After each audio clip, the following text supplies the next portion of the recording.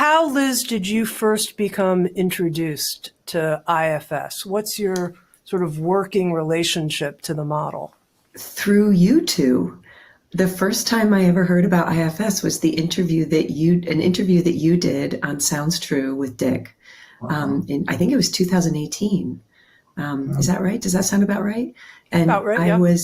I was captivated by it because I instantly recognized it as accurate to my own lived experience of the way that I create. Most importantly, the way that I create. I mean, Big Magic is all about this. I just didn't know that there was a model out there that had language for it. But it's all about befriending and meeting and managing all these different aspects of yourself in order to be able to create.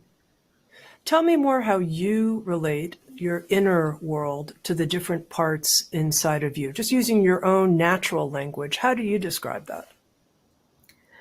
Well, I would say that for me to have done the work that I've done creatively in the world, I've had to have a very intimate, loving, I said intimate already, intimate, loving, and understanding relationship with fear.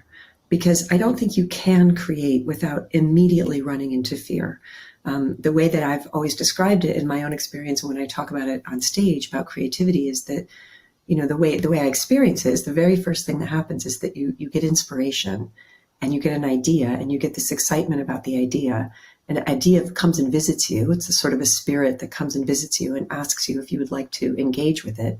And then this is my Richard Attenborough voice now, as surely as day follows night, in a dance as old as time, the very next thing that will happen is that fear will arrive and say, shut it down, shut it down. And here are the 25 reasons why you cannot write poetry, why you cannot write a book, why you cannot make art, why you cannot compose music, why you're washed up, it's safer to, and instantly you are in engagement with fear, whether you like it or not.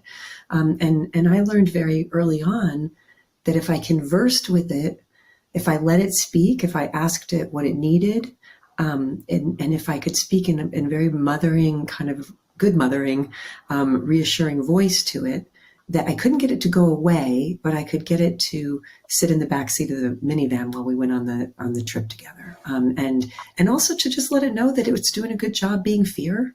You're great at that. You're great at being fear. You're doing your role.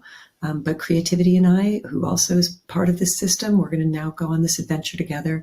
So I think, when I went on tour to speak about Big Magic, which was almost 10 years ago, I remember being on NPR and this very empirical NPR interviewer said, it's almost as though, she said, when you read Big Magic, you write about these different parts of yourself, inspiration and fear and curiosity.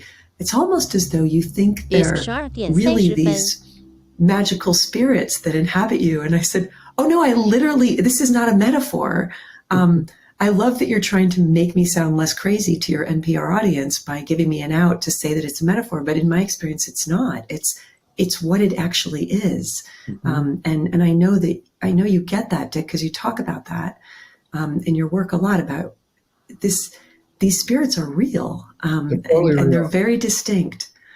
They're sacred inner beings. And what I'm curious about is, before you heard about IFS, I think you said 2018, how did you learn to do that naturally? Because most people learn from our culture, but also just intuitively learn to try to get away from fear or shut it down or overcome it or argue with it. So I'm curious about how you learned to kind of nurture it.